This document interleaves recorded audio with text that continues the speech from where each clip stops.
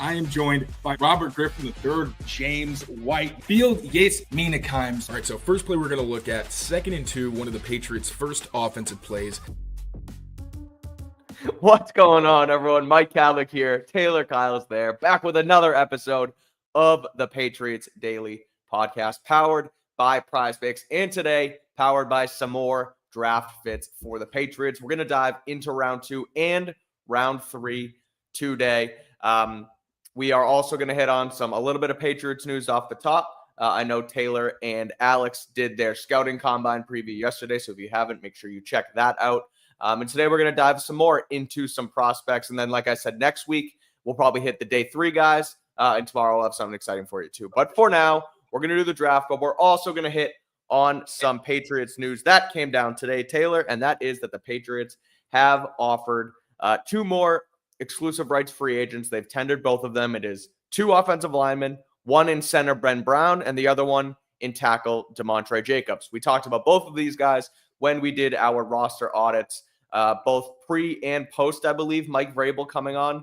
And we kind of talked about their fits in this team. I know we had said we thought Ben Brown had a place here given the lack of, I get not continuity, but, the lack of security on the interior offensive line. We thought, given Trey Jacobs', performance last year, that he could be gone and that they're going to go to a different direction. But both guys come back.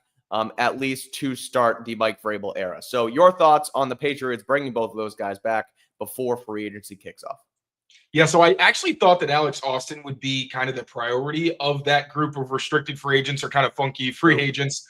But I think part of it is that Alex Austin's someone who could maybe start for you down the road or at least be a pretty significant role player for you. So maybe that's just a little bit more complicated in terms of the negotiations. I'm not a contract expert. I spend my time watching film to give the people, what I do best. But so with the guys that they actually did sign, Ben Brown, we already talked about it. That one felt like a no-brainer. He did good work for you in some really tough circumstances last season. You don't know what David Andrews' status is going to be, or at least we don't right now. Cole Strange, yeah, he showed some good things at center, but we don't know if that really is absolutely his role going forward. You're talking about a guy who's been in the NFL. This is going to be his – 2022, 2023, 2024. This is his 4th season in the NFL, and we're still trying to figure out what he is. That's a kind of red flag that he might end up getting replaced, or at least it's a red flag that he may not be the answer long-term, especially since he was drafted as an older prospect. So Ben Brown, worst case scenario, if David Andrews for some reason can't play this season, if Cole Strange isn't really the guy or a scheme fit or what have you, especially in what's probably going to be a more downhill scheme, then at least Ben Brown gives you insurance and someone can play solid football. Hopefully, of course, they invest, whether it's an undrafted free agent or a late-round pick, in the center spot as well. Yeah, and it's players where, we've talked about and again, not being entirely contract experts here, I understand kind of, where things are at. And basically the thing with these exclusive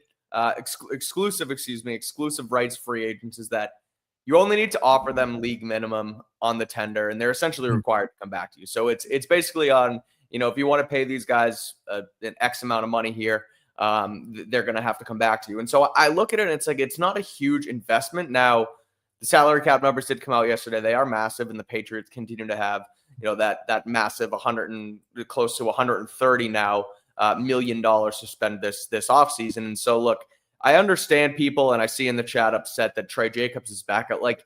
It's somebody who – what do you say? No, sorry. I was going to defend Trey. I wasn't sure. Yeah. Yeah. It's like, okay, it's not as if they signed him to like a, this massive 3-year deal and are using this top-end money on him. It's an exclusive rights, essentially a tag where he's going to come in, he's going to compete.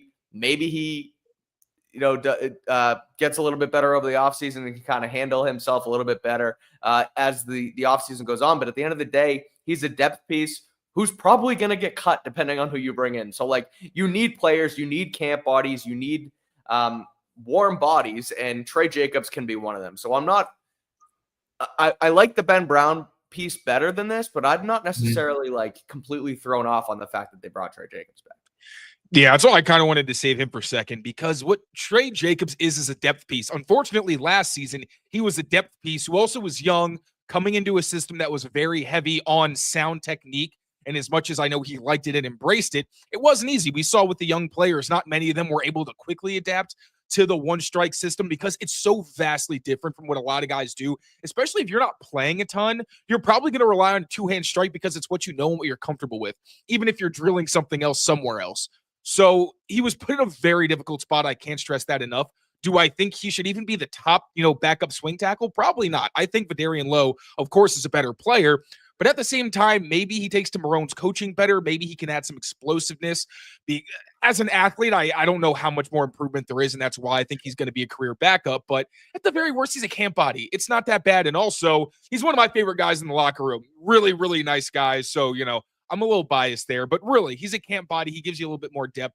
There's no downside to either one of these signings, but Trey Jacobs definitely not. There's definitely no harm in really any of these exclusive right signings. Like I mentioned, it's tendering a guy to bring him in as a camp body and see what happens. Now, exactly. you could you could pass on it. You could bring in some other guys, but at the end of the day, it's not the end of the world. It's not like they're hitching their wagons to a guy like Trey Jacobs. They just need a guy who has been in the league. He's been in the league last couple seasons, season and a half, whatever it was, and can be here again to kind of just keep things warm until they actually fill the positions, which we're going to get to right now. And we're going to talk about our top draft fits for rounds 2 and 3. Myself and Taylor each took on 5 guys from each round, similar to what we did the other day. Crazy. And actually, what's his name? Drake May mentioned the pause today on the Chris Long show. That was kind of funny. I like through a very awkward channel or very indirect channel made the Chris Long podcast, the Green Light podcast. Yeah. We each took a look at 5 guys. We each grabbed 5. We assigned ourselves 5 prospects in each round to take a look at them and see how they fit with the Patriots. A look at sort of some scouting reports, some highlights, high-level look at some guys who could potentially be Patriot fits moving forward. So we're going to go back and forth like we did the other day. We're going to start with round 2.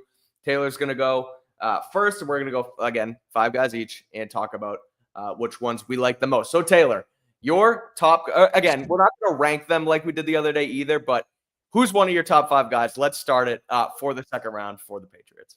Yeah, not going in order because the first round, it's different. You have a pretty decent idea, and we still don't have a concrete idea because we haven't even gotten to the combine yet.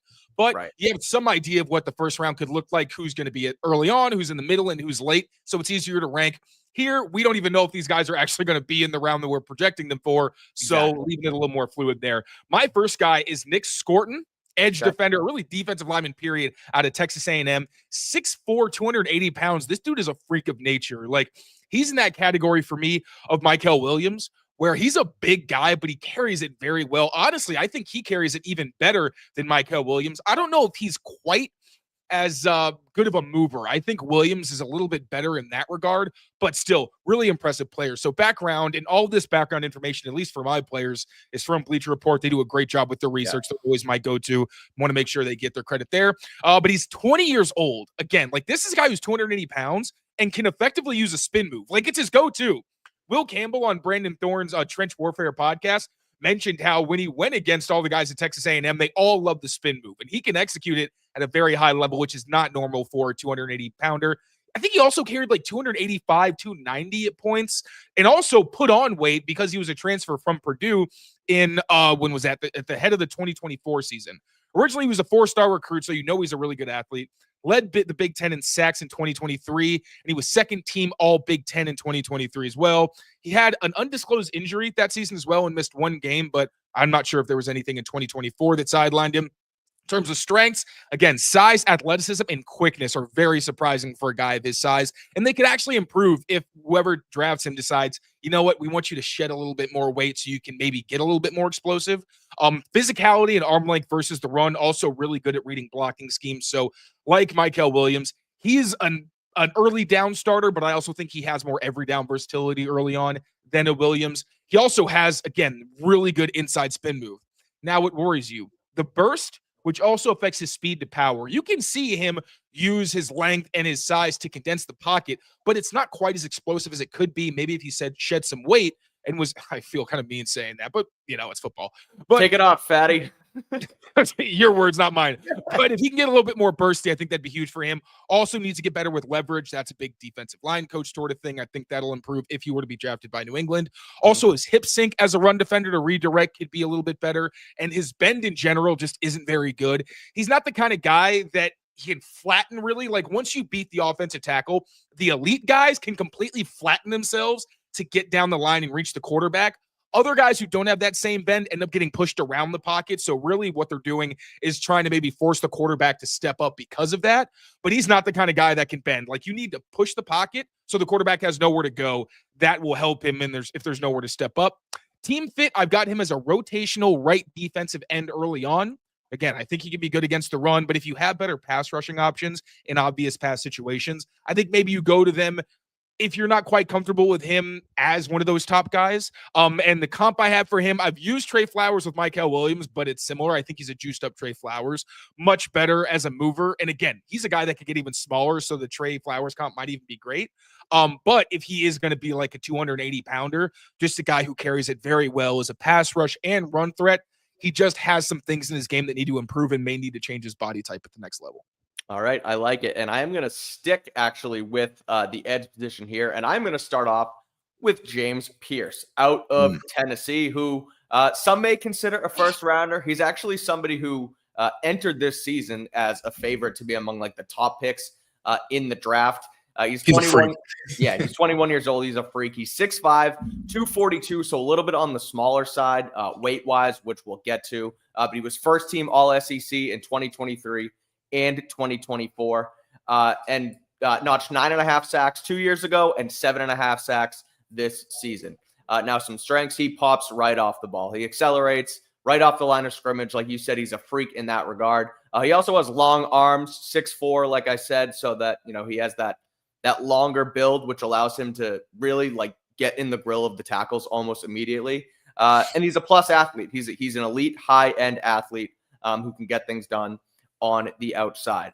And now you mentioned sort of the background stuff and where we got this. I took this one basically directly from ESPN Mel Kiper, who said he had an inconsistent 2024 and can also add weight to kind of help himself against the run, because right now he's really like a traditional run off the edge, get there as fast as possible, and just make something happen.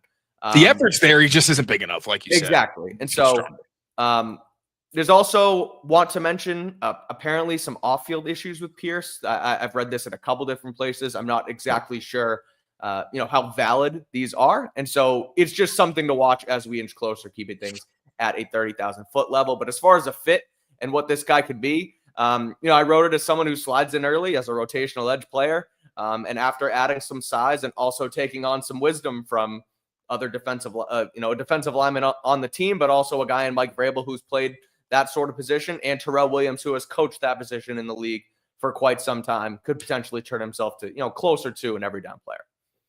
Yeah, I really like, and my guy's kind of in the same vein where there's just this group of pass rushers. I think Scorton's probably going to be the last one who really has the size down, and it's not something where like the physical traits are what may hold him back to the next level.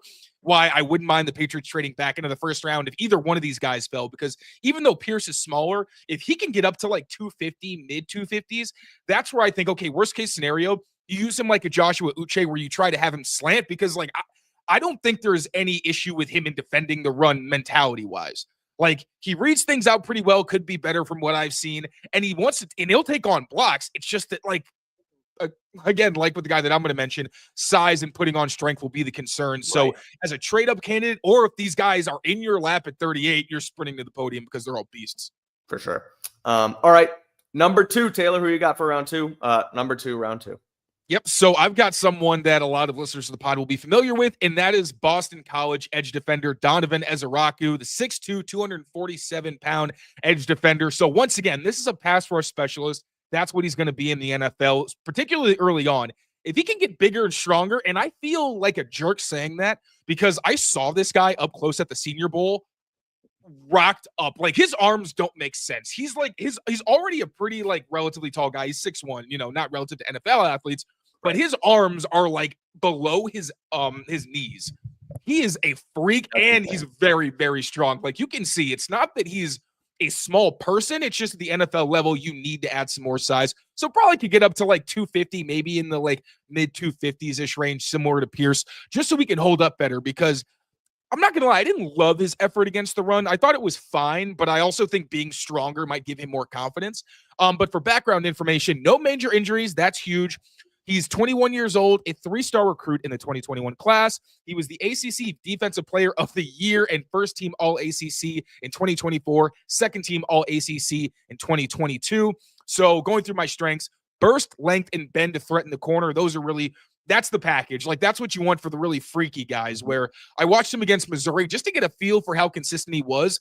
Not a great game for him. He was really quiet because Missouri's got a couple good tackles, and he really only rushed off the right side for the defense, so he wasn't going up against Membu very often from what I saw. Also, Armand Membu, I wish I could put him on here. I just don't see the value for a right tackle as much for the Patriots. And I think he's also in an awkward range for them. But I do think he has all the tools to be an effective pass rusher and run defender, and you saw it. There was 2 plays in a row. One, he stuck his hand in the offensive tackle's chest. The guy couldn't get anywhere near him because, again, it's like boxing. That arm length can be a huge advantage, and then use his other arm to shed the block inside, stuff the running back behind the line of scrimmage with a teammate. On the very next play, he tried a cross chop move. It didn't really work, but then he was able to swipe away the tackle's hands because, again, he's got really good, not just length, but also strong grip strength and kind of knockback power in there.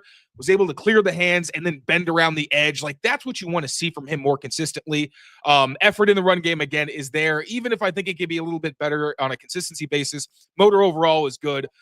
Biggest concerns for me are the strength and the anchor. And block recognition also, sometimes it just seemed like he wasn't really sure what was coming at him. So really, I think the biggest issue for him might just be confidence. And just, I know that he told me at the Senior Bowl he worked with Doug Marrone to kind of do a better idea of identifying things and seeing how guys might play him. So would be a great fit for the Patriots from that perspective. They've got 2 pass rush specialists. They've got Terrell Williams at DC, and you still got Doug Marrone. So he has experience with the guy, could help him in his development as well. I've got him for the team fit as a situational pass rusher with upside. And as a Pats comp, I've got her as a tougher Joshua Uche. Love it. Reading from Bill O'Brien earlier this season, Boston College head football coach, about Donovan Ezeraku as well. He's a captain. He's a great student, great player. He's what it's all about at Boston College, one of the best players in the country. This is what we're looking for, right? Very smart, very driven, absolutely one of the great faces of the program and a great ambassador of BC football. And I noticed, really I went to O'Brien's intro press conference at BC, and he's so focused there on like the split between academics and school, because I mean, you kind of have to be. I've noticed that trend with Belichick too. I listened to him on their Inside Carolina podcast the other day, and Bill was talking about all that, not so much the camaraderie, but like the being a school guy, and that's huge at college. And to hear O'Brien say that about Ezeraku, as well as obviously his performance on the field, tells me that he's a guy who you want to just bring in to the locker room and sort of be one of the faces, if not the face of your franchise. So fan of him as well. And in that same vein, I am also I want to address this first in the chat. We had talked about it before. Are Taylor and Mike naming their favorites first? Like, is this Taylor's second option? No, not this time. The other day we did. Today we're just throwing 5 people out. No real order, just kind of guys who could be options in the second round at some point.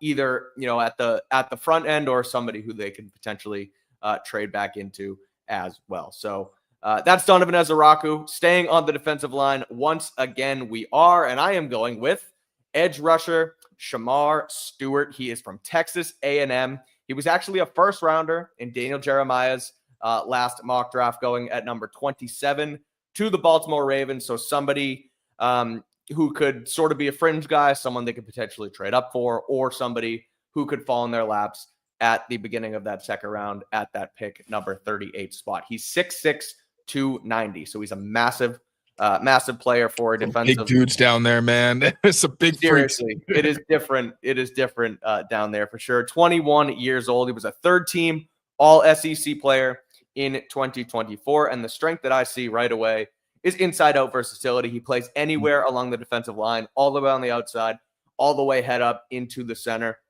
And he uses that size of his to disrupt it, to be disruptive, as well as having decent ability as an athlete. It's not just the size that makes him so dominant. He can actually move really well with his frame. Concerns, he's kind of all over the place where, I mentioned he uses that athleticism a little bit, but sometimes when you're that big, you just kind of rely on your size. And so you bull through someone, you're like a bull in a china shop, and then all of a sudden you turn around and the ball's 15 yards around from you. So he's kind of got to hone that in a little bit. Again, using that size and strength, but because he does that, he's not necessarily like a refined technician. He's just kind of, this big bodied individual. But in general, fit wise, I'd say he's versatile. And as I mentioned too, with Pierce coming in with great defensive line coaching from Williams and Vrabel, could develop into a decent game wrecker alongside guys like Christian Barmore, Keon White. The ability to move inside out reminds me a little bit of Dietrich Wise. Not the same type of player, but the same skill set where you can kind of move everywhere. You can use them, plug and play, and kind of go. So that's Shamar Stewart for me. Yeah, I don't know a ton about him, but I did watch him against Will Campbell, and he had a couple of the really clean wins that make you worried about Will Campbell's arm length. So, yeah, he flashed. I thought Will Campbell won the matchup for the most part, but then when the talent, especially again against the inside moves, flashed, I was like, oh, okay, this is a big boy putting some work in. So, yeah, I like him as well. That's good. Yeah, we'll see if he ends up. He could go in the first round. Like I said, he's kind of climbed consensusly along draft boards recently. But if he's there, I feel like he's someone who should absolutely be in consideration. All right, Taylor, who you got for number 3 in the second round? Number 3, I've got tight end out of Miami, Elijah Arroyo, 6'4", 245 pounds. He's 21 years old. He was a 4-star recruit in the 2021 class. He was the 2024 second-team All-ACC tight end. Now, downside, he's battled injuries in 2022 and 2023. I think last year was pretty clean for him, though. This is also the Miami connection. You always have to think about the front office and Alonzo Highsmith and the fact that he recruited a lot of those guys. Eventually, that's not going to matter anymore, but he's got the connections. So that gives you a little bit of optimism when it comes to some of these Miami guys. And if they are fit for the Patriots, they'll probably know and have them on the radar. Strengths, I have bottom line, the athleticism and the speed.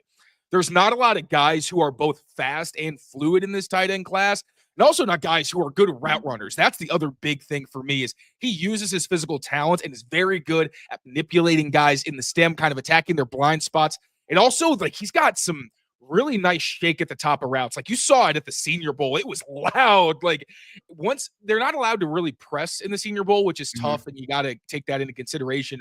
But it really showed you that if you can't get hands on this guy, and I think that's one thing he can maybe work on at the next level is getting guys off him. But at the same time, if you don't, and you're 15 yards down the field or something like that, he can really make you look silly and then has the speed to take it to the house. On top of that, I thought his hands and his catch radius were great. He's got long arms. I think he only dropped 1 pass last season. He's also smart and highly effective run blocker. There were some plays against Florida, 3 different clips I found where he made some kind of adjustment where things didn't go as planned originally, and then he adjusted afterwards. I really, really like that. Some of the concerns I have are his functional strength. That's something that can be fixed in an NFL weight and conditioning program. Blitz ID when run blocking. There were some times where guys would loop around towards him where they would come kind of in his area, and he would be on a double team and not come off of it. That's the kind of thing that you can mentor. Hunter Henry's really good at that. So really just an awareness thing that can improve. My biggest concern with him is the yards after catch. There's another tight end that I think you like a lot, who's great at that. And I think, and there's some mid-round tight ends that just offer different things. I think for Elijah Arroyo specifically, it's the combination of athleticism and really good route running. But he's not super dynamic after the catch or anything like that. So that's not really an exciting area of his game. For his scheme fit, I have him as a move tight end, kind of like a Hunter Henry role where I think once he gets bigger, he can line up in line at times. But really where he was best, especially on gap runs, was when they kind of put him in motion so he had a head start and then was able to seal things off because he's pretty good in that regard. Pat's comp, I have him as a fluid Mike Gesicki with better blocking. Love it. All right. That sounds pretty good. We got Hunter Henry. Did you say Hunter Henry there before Mike Gesicki? I said Hunter Henry just be in the blocking aspect of okay. So we got your assignment and making those heads up plays. Yeah. We got a nice blend of Hunter Henry and Mike Gesicki, who was supposed to be the next great Patriots tight end duo until that whole thing floundered. But I like it. I think we talked about it a little bit yesterday with Tyler Warren. Tight end is a sneaky need on this team. So I think that this would be, I don't know if they would do it in round 1. We mentioned that a little bit yesterday, but round 2, depending on where talent and guys fall, tight end could certainly be a place that they go in round 2. I am going to stick with the Miami pass catchers here, and I'm going to go with Xavier Restrepo. Restrepo, 5'10", 198, so he was a little bit on the smaller side, but he was a 2-time first-team All-ACC player and was a consensus All-American last season in 2024. He is the U's all-time leader in receptions with 200,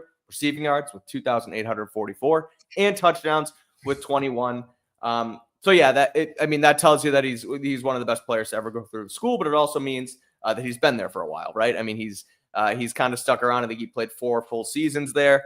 But you mentioned the Alonzo Highsmith connection. He's someone who was there while he was there as well, because he's been down in South Beach for quite some time. So we'll see if they like him, what they like about him there. Some strengths for Restrepo. He's smart. He's got a high IQ, and he's a dependable player.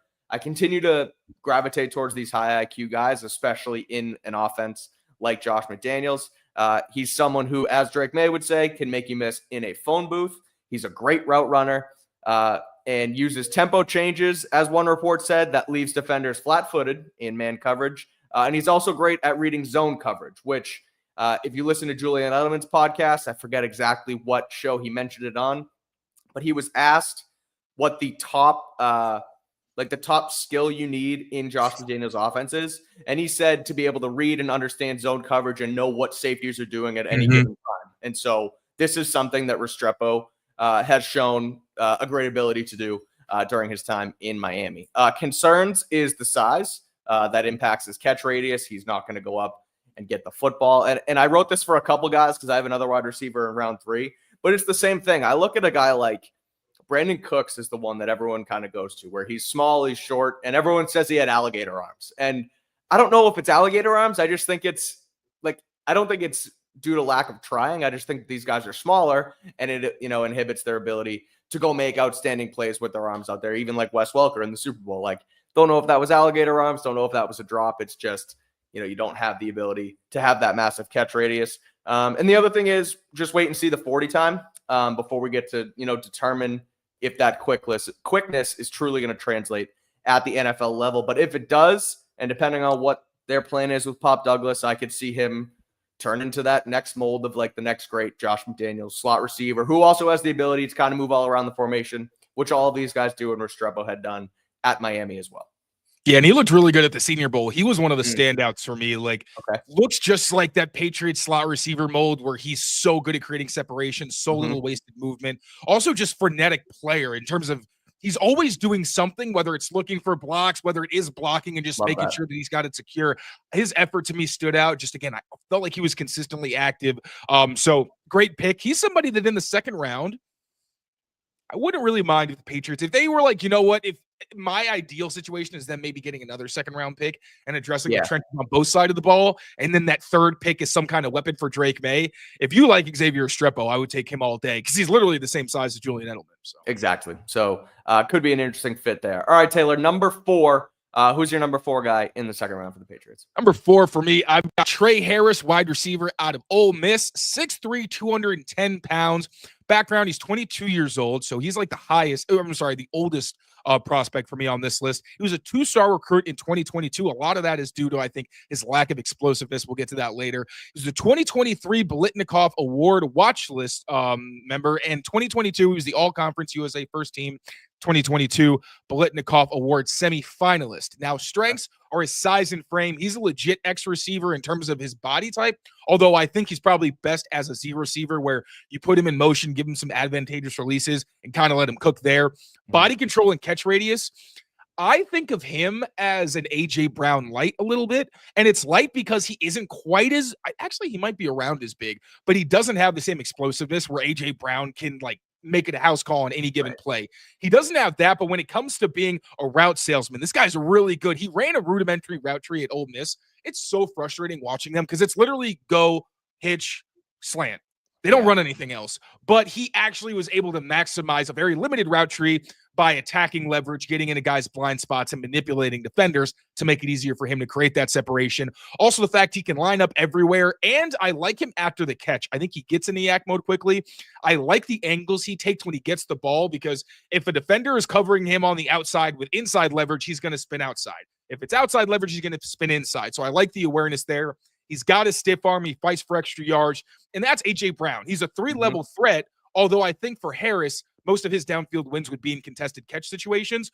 But again, his ability to work the sideline, maximize his catch radius, and then haul in difficult grabs, that stood out for me. And I thought he stood out against good competition, which is notable because he ended up getting hurt last year, missed some time, and there's some questions about how much of his success was against bad teams and whether it can translate to the next level with some. But I think it can. I think you just have to live with the fact that he's not very fast. He's not super explosive. I think against the better athletes, like, he's not really going to be able to pull away, but I think he's the kind of guy who's going to hit a triple for you every now and then. Just not a ton of home. Kind of like Ramondre Stevenson as a wide receiver. Okay. You know what I mean? Like, you don't think of him as a home run threat, but in the right situation, he absolutely can take it to the house. Again, the limited route tree and also a limited release package saw a lot of soft coverage when combined with the fact that he didn't run a very diverse route tree. Doesn't give you a great projection for the league. I have him as an X/Z receiver in that Javon Baker, Kayshon Boutte kind of mold. I think he's better than both of those guys, though, even if I think Baker has more juice. And as a Pats comp, I've got him as a bigger, more nuanced Jalen Polk. I think that actually, I'd say he moves a little bit better too, because I like him better after the catch. But he's got the bulk that Polk lacks to live outside, and I think he's more nuanced as a route runner, where with Jalen, you'd like to see him get better in that area. I like it. Man, that Ole Miss program can crank out X receivers, huh? I mean, and then to that point, I just saw it in the comments. They're going to get the Treylon Burks. That's going to be part of this as well. Yeah. But I just don't think Treylon Burks was, I don't think, a good route runner. And I don't think he had the same type of ball skills. Like, we were talking about him as like, A.J. Brown, but it was more like, probably Debo is like the role that he should probably have.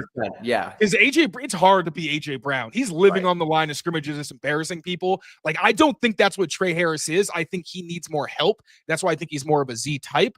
But in the other ways that A.J. Brown is able to win at all three levels, I can kind of see some of that. And I think Vrabel's going to like this guy if the medicals check out and he likes him, character-wise as well.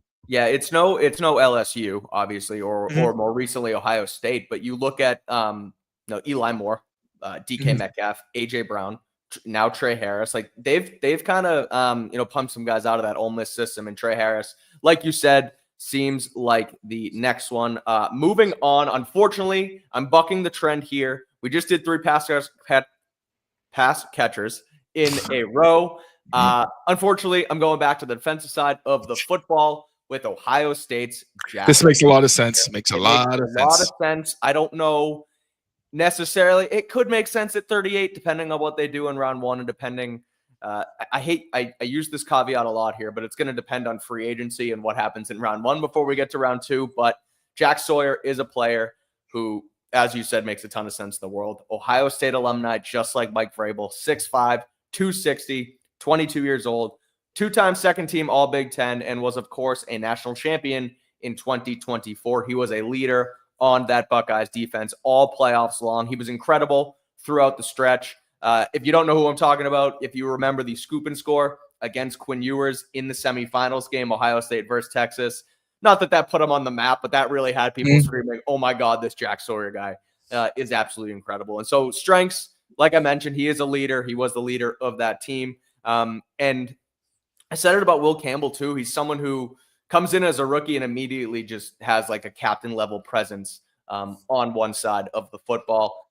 Another instinctual, another high IQ player, and has a lot of power for somebody that otherwise doesn't have a ton of like athletic traits. He's very strong and can kind of push those guys back as he attempts to set the edge. Concerns, it's the athleticism again. Like I said, he's strong, but he doesn't have the athleticism to separate himself from like the rest of these group of, second round, end of first round defensive end / edge players, and doesn't snap off the line like a guy like James Pierce does. So it's a developmental-ish defensive player who comes in as a leader and kind of learns the ropes. I mentioned it for all 3 guys on the defense, but with Terrell Williams, with Mike Vrabel, is able to become that next, great leader on the defensive side of the football for the Patriots.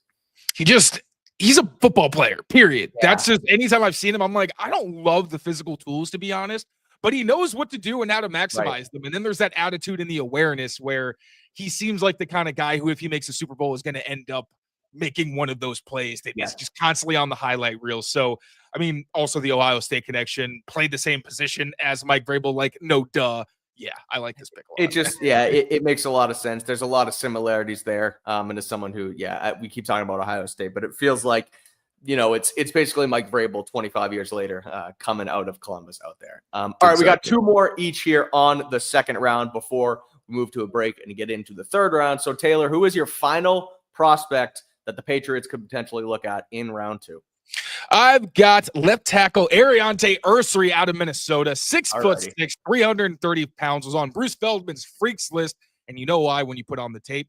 3-star recruit from the 2020 class. He competed in track and field, in shot put, discus, and javelin. So this is a legit athlete. He was also first team All Big Ten back in 2023. In terms of strengths, the size, the length, the athleticism, I read Dancing Bear somewhere, and I just think that's perfect for like him and Anthony Belton. So I'm just going to use that because that's exactly what they are. They're big guys. They're long. They're powerful, but they can actually move pretty well. Now, I'm not going to say Ursary's like an elite mover or anything like that, but for a guy who's 330 pounds, he carries it very, very well. Another thing that I thought was impressive was his ability to identify line games. He wasn't seeing the craziest stuff out there, but we know with the left side of the offensive line, they were getting just killed every single week by line game. So hopefully that's something that if Ursary were to join the Patriots, wouldn't be as much of a concern. Also kind of love the idea of, if he falls to them taking Campbell and Ursary and just saying, that's the left side of our line. Okay. Yes, we drafted Will Campbell to be a tackle, but if you're going to hand us a tackle, then we're going to take him. Also, wouldn't mind Ursary over on the right side because he is so big and because of the comp that I have for him. But first, concerns, I think, so one thing is he's very patient in his strikes. I like that a lot, where usually like Caden Wallace, he'll wait for the first guy to make a move before he actually shoots his hands. The problem is sometimes he's too patient, and that puts him at his disadvantage. So the timing is going to need work. He can get manipulated if defenders use like a stutter or they kind of juke one way, and then he ends up giving up the inside, similar to Will Campbell. Like, that's really most of these tackles' biggest glaring flaw, because you want to protect the inside first and foremost, but when you're defending 2 other things, sometimes it's not always your top priority if you've gotten beaten or have to respect something else. Also, just he's 6'6". He's got an upright play style that's going to be a disadvantage. Right. Same with Will Campbell, but also that was what Nate Solder dealt with his entire career. So he's just going to have to make sure his pad level is on point as often as possible.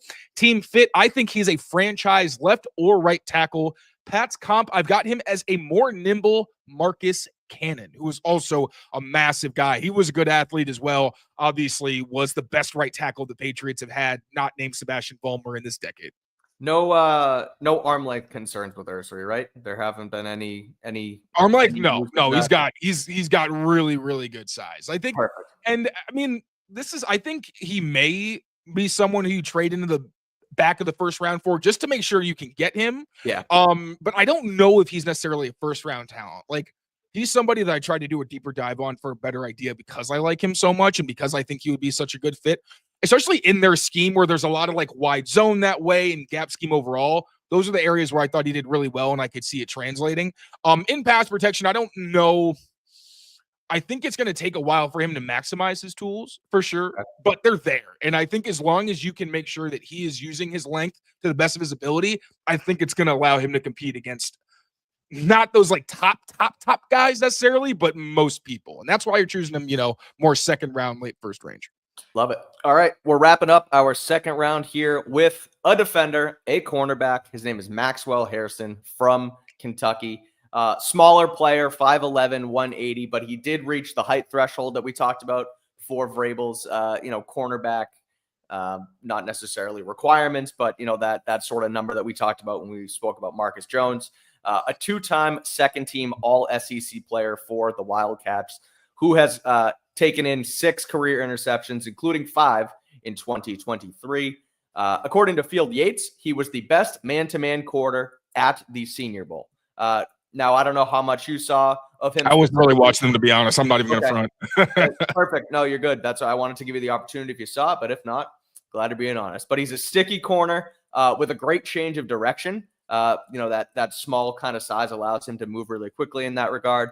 And has a solid understanding of zone coverage, and also has shown a great ability to read quarterbacks' eyes to understand where those guys are going. Now, the concerns, obviously the small frame, not an ideal fit to cover larger wide receivers. And I also mentioned that ability to read the quarterback's eyes. Well, sometimes those eyes put him in disadvantageous spots in the back end. Tale as old as time. Yeah, exactly. And bad spots in coverage. You think you know what you're doing, all of a sudden they throw a pass behind you for 6. So another quote in here from one of the many scouting reports I sort of put together here is that he's a massive liability in run support. Again, that's something that the size has to do with. So 5'11" isn't a bad number. As far as team fit, if he can build on that 180-pound frame, because, I mean, you look at a guy not everyone, but people liked in the first round a couple years ago in Emmanuel Forbes versus Christian Gonzalez. He was the same thing. Long, way too skinny. Everyone said, Forbes, put on the weight and he's going to be fine. Put on the weight, he's going to be fine. Well, he never put on the weight. He ends up getting cut by Washington just after his first year. And so if Hairston can put on some weight, and depending on what the Patriots do at cornerback moving into it, I could see them grabbing a guy like this, whether it's at the back end of round 2, if they trade in more like an early round 3 type of guy. So that's why I waited for him last, because he's more so on the fringe for me. But the cornerback room is starting to cripple. And if we actually believe that there's a chance they move on from a guy like Marcus Jones, Maxwell Hairston could be a guy who kind of plays that outside, inside, versatile defensive back piece for this team. I don't know a whole lot about Hairston, but he is someone that once we kind of get more into the film deep dives and everything, and that's where I'm mostly going to focus for like corners and linemen and positions where you can't really find a very indicative highlight reel unless you're just looking for their ball skills and things like that. But word of mouth and your wholesale job is continuing to sway me. So he's a guy I'm looking forward to diving into deeper. For sure. We'll see what happens there. And like you said, we'll dive into some of these day 2, day 3 guys a little bit more in depth post-combine and as we get into the draft. We'll get into round 3 here in just a second. But first, we have to show you a quick word from our friends over at Prize Picks. We'll be right back. Prize Picks is the best place to get real money sports action with over 10 million members and billions of dollars in awarded winnings. Prize Picks has made daily fantasy sports accessible to all, and all you have to do is pick more or less on at least 2 players for your shot to win up to 1,000 times your cash. So run your game all season long on Prize Picks. Make sure to sign up on Prize Picks today and use that code CLNS to get $50 instantly after you play your first $5 lineup. Again, that is code CLNS to get $50 instantly after you play your first $5 lineup. Prize Picks, run your game. Okay, I don't know where exactly Mike is, but I'm here and I'm going to show you a really cool graphic that was made by our lovely producer, Amit. This is all the picks that we made in the second round. So once again, for Mike, he had James Pierce. What happened? Quick commercial break, business to tend to, aka going to use the restroom. And I thought that we had a longer read in there, but I guess it was edited down, so I thought I had more time. So I'm listening to myself wrapping up, and I'm like, no, that's too early. The call to action is that early. And all of a sudden,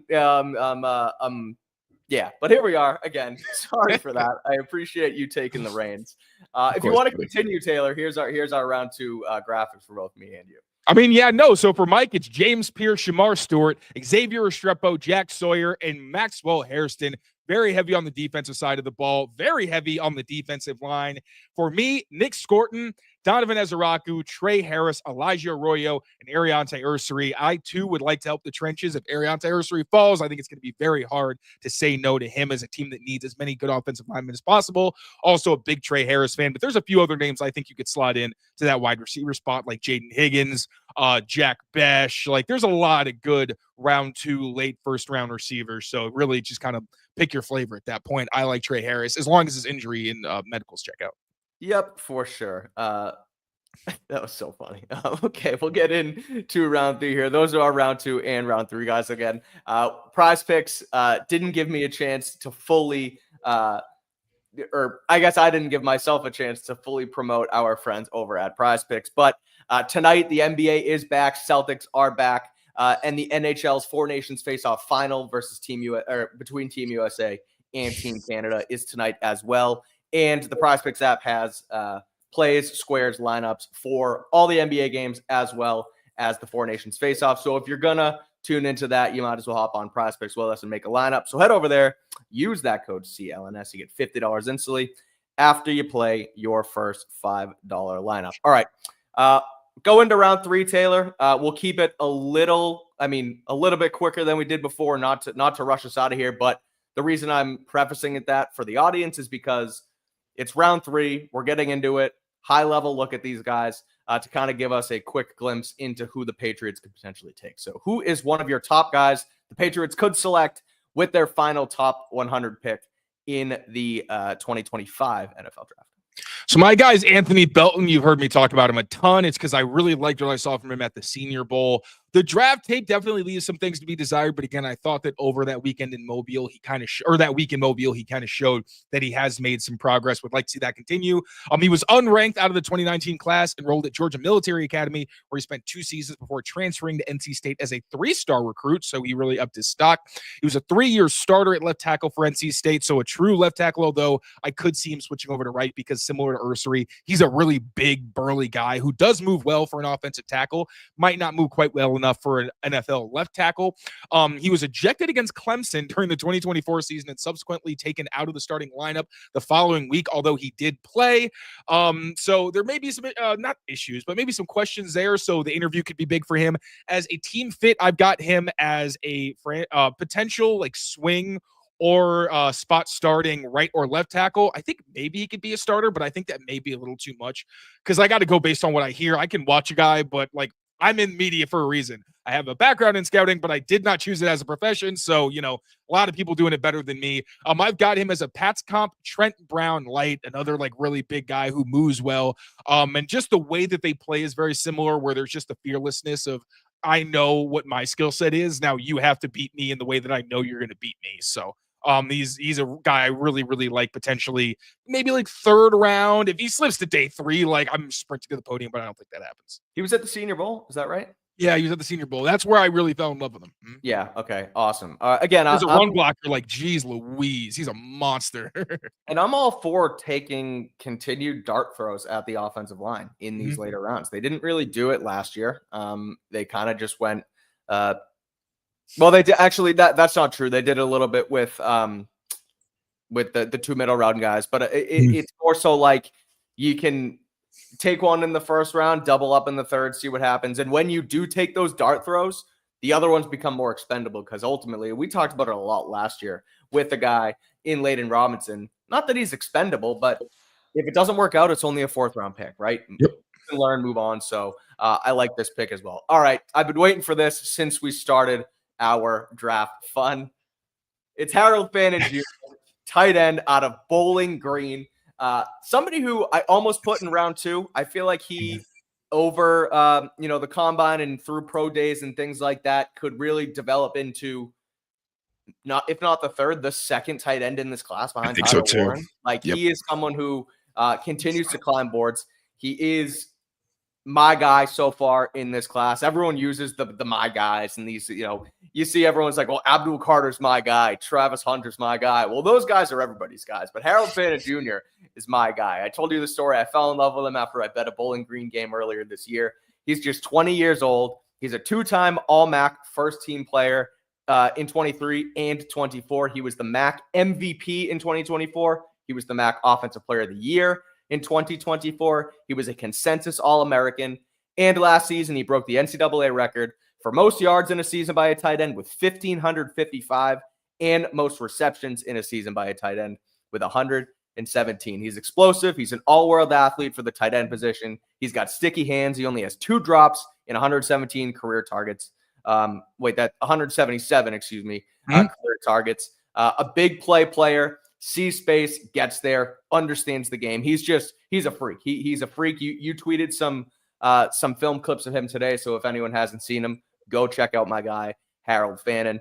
He's a beast. Now, concerns, smaller frame, 230. So he's not going to go out there and necessarily level a defensive end or anything. He can maybe bulk up if he wants to improve in his ability as a blocker. He's a little bit up and down as a blocker. And he was a little bit up and down, as a blocker at Bowling Green. So that means he could struggle to kind of develop into one at the NFL level, never mind not being able to do it in the max. So someone who's certainly an F, not a Y, but as a team fit, he's basically Jonnu Smith if they use him right, if not a better Jonnu Smith if they use him right. He's kind of that F slide tight end type of player. What are you laughing at? You stole my comp, you son of a bitch. I did.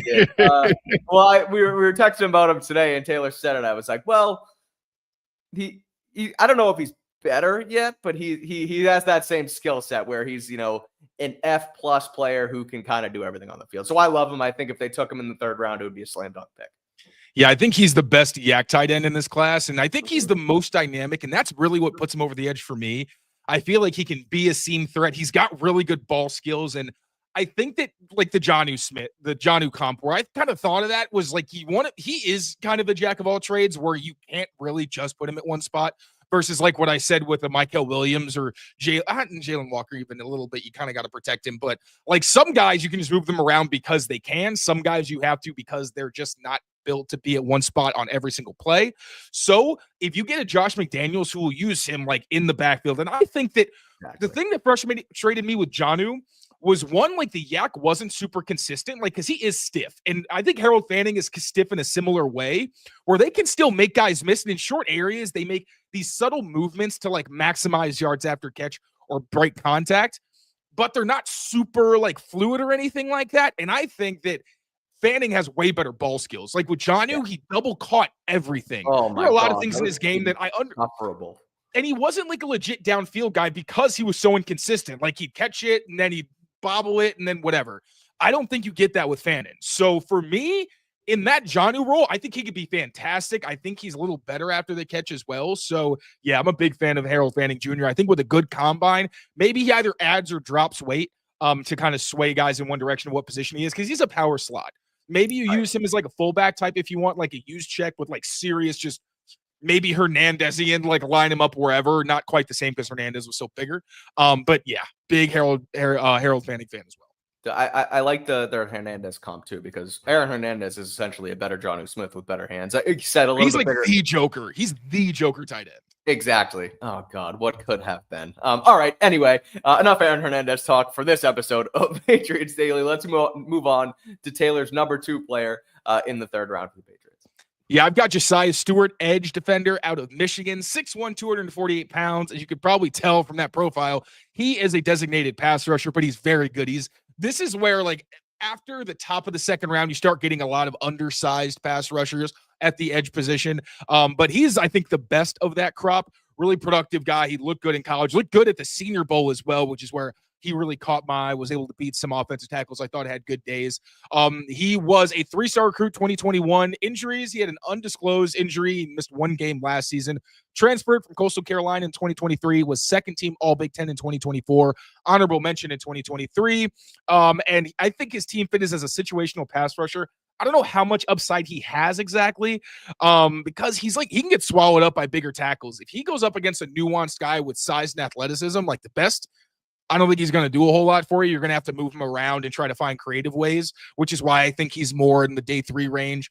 But when there isn't a massive physical disadvantage against him, he's a really effective pass rusher. My comp for him is kind of similar, tougher Joshua Ujre. Yeah, it's when we get to this kind of part of it, like you said, I hate saying dart throws as if you're not going to, actually care about the player and what they can bring. But, talking about the defensive line, you mentioned Stewart. I think both of our next guys are defensive linemen as well. And my next one is Darius Alexander out of Toledo. Now, I feel like could be picked a little bit earlier than the third round, depending on how he continues to kind of test out.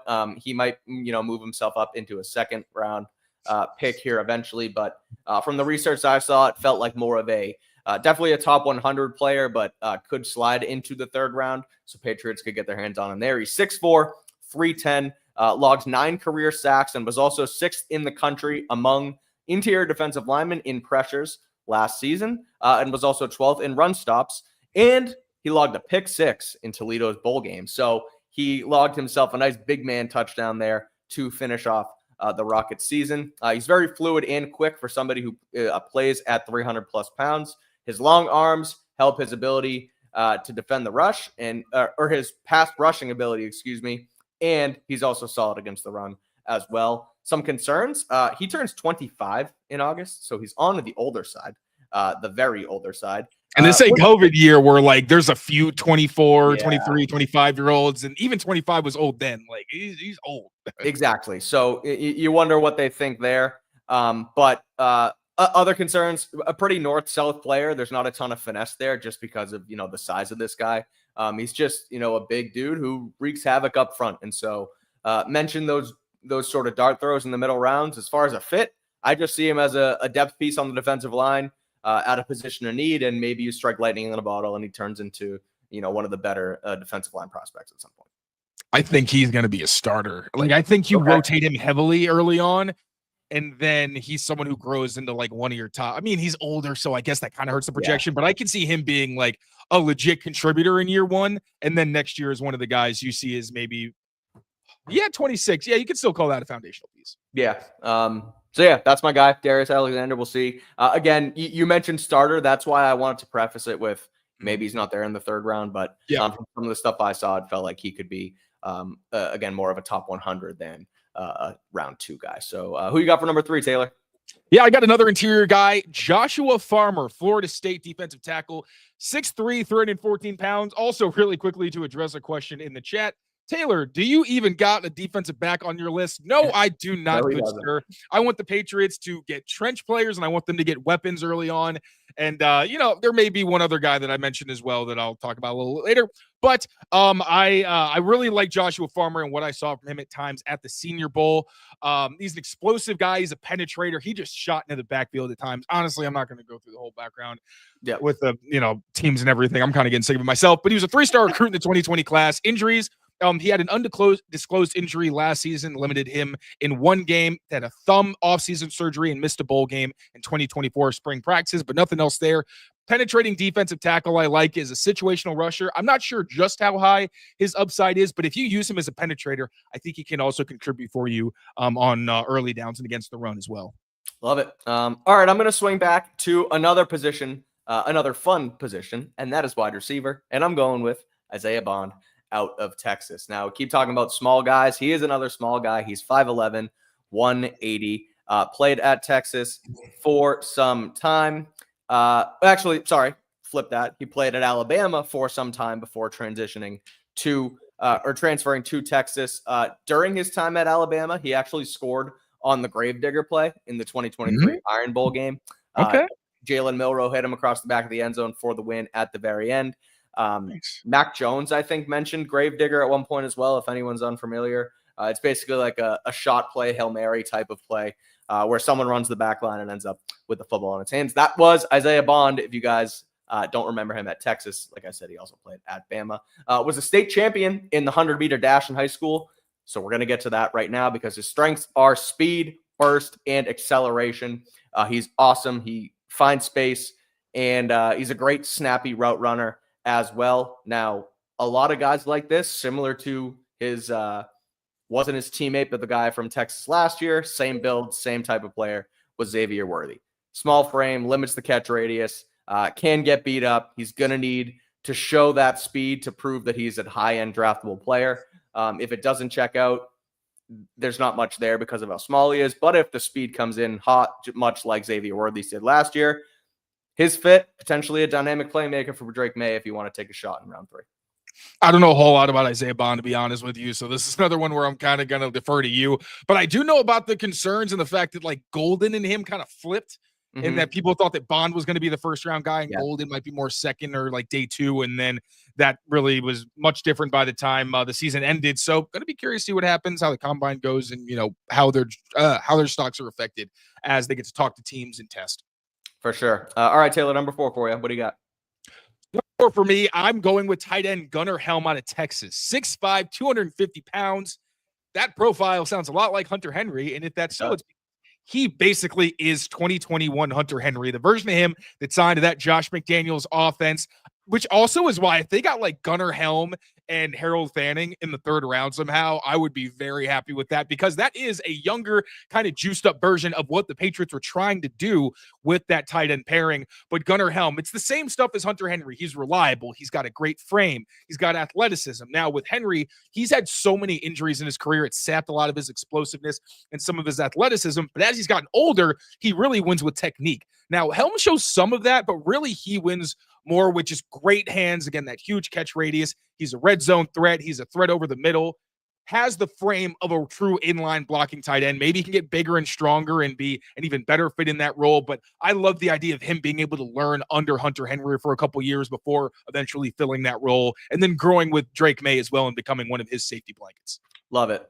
Same position. Somebody I don't love as much as Gunnar Helm, and I don't think you do either. But at this point, with the position, feels like could be a spot where they do take a tight end. So we have to mention as many guys as possible for it. And it is Mason Taylor, son of Dolphins legend Jason Taylor, 20 years old, nephew of Joy Taylor as well, 6'5", 250 pounds, career high 55 catches for 546 yards and 2 touchdowns in 2024, and was third team all SEC.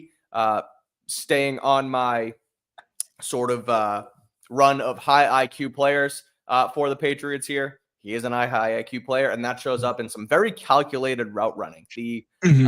At least in my opinion, the sail route is like the bread and butter route for basically any tight end. And he runs it perfectly, getting leverage on the defensive back, breaking at the right spot. He did it consistently and was able to become that big body, go up and get it guy on that route. He's also a chain mover, just like Hunter Henry is, and has sure hands, just 1 drop in 2024. Now the concerns, he's just kind of a guy. He's just kind of a big player, tight end, not a separator. Doesn't have the traits. Was good as a run blocker, but not having those athletic, traditional, like monster tight end traits just kind of scare me.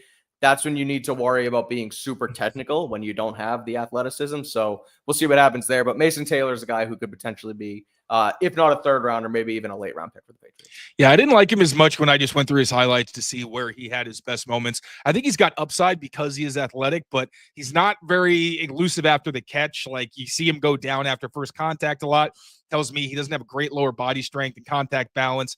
And then as a receiver, like, he's got the size and the athleticism and the catch radius, but I wasn't seeing him make any grabs where I was like, oh, okay, this dude's a little bit different. So yeah, if you like want a tight end on, day 3 and he's around in the early rounds, he's got the athleticism to invest in and the ties and everything. But I'm also nervous. They're not the same players, but I think of Thaddeus Moss, because an LSU guy whose dad was a Hall of Famer, and we all want him, because he looks like he might be some lesser version of the parent. And I just don't think he's really that guy. I think that, Moss wasn't nearly as athletic, so he didn't have as much upside in the NFL. But yeah, I thought Taylor was a solid prospect, but just was a little disappointed when I watched him, but also could change when I watched the tape. Exactly. Again, another million caveats here, but guys who we're throwing out some background and see if they could be potential fits. And finally, for number 5, Taylor, who are you rounding it out with here for the Patriots in round 3? Yeah, I've got linebacker out of Oregon, Jeffrey Bassa. I'm not completely sure how to pronounce his name. I'm sorry, brother. I will learn, but I'm a really big fan of him. He's one of the kinds of guys that I would be really disappointed if the Patriots left the draft and didn't get him, especially with 2 third-round picks. I think this is a guy who is known as the leader of the Oregon defense. He fits the mold of a modern Vrabel linebacker, where he's got great range. He's got playmaking ability. He can play against the run. He can blitz. A true do-it-all linebacker, but less a jack-of-all trades and more a guy who may need to get stronger and, a little bit more experience to round out his game.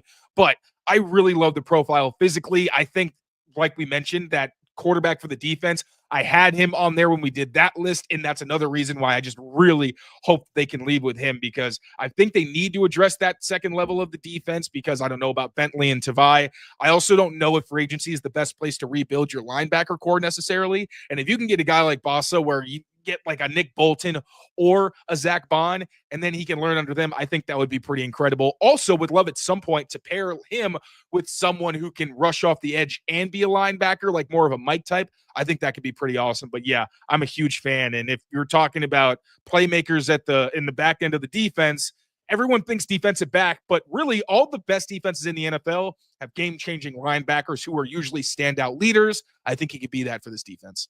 And it's a position where after getting rid of Sione Takitaki yesterday, it's definitely more of a need, that linebacker position. Did you, not that we have to hit on it again, but did you and Alex touch on that a little bit yesterday? I saw. Yeah, I think I talked about him as much as possible. He so definitely was on there. Well, if anybody missed it, Sione Takitaki was released by the Patriots yesterday. Tune into yesterday's episode for more of a breakdown on that. As we wrap up our Patriots Daily Thursday show here with one more player who the Patriots could attack. Or draft. I don't know why I would say the Patriots attacked him. Attack this man. They attacked him with a draft pick. It's Ohio State running back Travion Henderson, another national champion on my list. 5'10", 208. He's 22. Another one that's a little bit on the older side. Was in and out as Ohio State's top running back really since 2021. Mentioned national champion. He dealt with some injury, which is why he was in and out and sort of was passed up by some other players on the depth chart at some points in time. But strength-wise, he's a very explosive runner. He has big playability. You saw it again in the college football playoff where he would just break a run and go, change the direction on a dime, has some solid contact balance, and the experience is something that is a strength as well. And it's also obviously a concern, especially for running backs. A lot of tread on his tires. He's played at Ohio State for some time. Not a huge threat as a wide receiver. He's better just out of the backfield, not really doing much else than that. And those injury concerns are something too. But I keep seeing, and we're going to do some trade candidates / trade targets that the Patriots could either be after or be trading. Are we going to hit that tomorrow? Do I have that right? Yes. We're going to do, okay. Trying to figure out our schedule here. We are going to do trade candidates tomorrow. I feel like Ramondre Stevenson has been floated as someone the Patriots could potentially trade in recent days. So if they do, I don't know about all that. Not with his contract. I agree. I think our friend Tom Curran said it, whether it was on Early Edition or on his podcast. So whether or not they make movements in the running back room, it's still, a position that needs some depth, and Travion Henderson could potentially be someone who they bring in to fill out that depth there. Yeah, I still think that you give Ramondre Stevenson a year behind a good offensive line for the first time since he was a rookie. I think that might be able to help, when you talk about a guy who's like, oh, why is Ramondre Stevenson playing well? Well, there's for most of the year, he had over 100% of his yards after contact. Right. Maybe give the guy a little bit of breathing room there. So, yeah, I agree. Running back. Here's a look at what we have for our day 1 and 2 guys. We'll start with myself here. I got James Pierce, Shamar Stewart, Xavier Restrepo, Jack Sawyer, and Maxwell Hairston from round 2. And Harold Fannin, Darius Alexander, Isaiah Bond, Mason Taylor, and Travion Henderson as potential targets in round 3. A little bit of a mix of offense and defense here. And I don't know if we got Taylor's in on time with the edit. I made a last-second adjustment. Taylor did make a last-second adjustment. I was stupid. I was looking at the list, and I took off the wrong person, to be honest, and I forgot who it was. Well, what you can do is talk about it, give a second on Mbo, and then also talk about the linebacker boss that you mentioned as well. Well, yeah, I like Mbo because the versatility is crazy. Like, he could play probably 3 or 4 different positions for you on the offensive line. Also a freak athlete against competition, where it was pretty funny. There were times where he would just kind of play with guys with his hands, where he would kind of just flash a lot and wait for guys to strike and then try to get them on the ground. So I like him if he slides and they still need a little bit of depth on the offensive line. But yeah, for my picks, I went heavy on the trenches and receivers and things like that because, one, the trenches are the priority for the Patriots in this draft, and receivers and tight ends or pass catchers in general are a lot easier to kind of get a quick idea of what they can do well. When it comes to corners, when it comes to safeties, I will get a much better idea once I get into the film, which is going to happen after the draft, just for a heads up. But yeah, I think there's a lot of good options for the Patriots if they want to get a couple good pass catchers or just offensive weapons and some guys on both the offensive and defensive lines.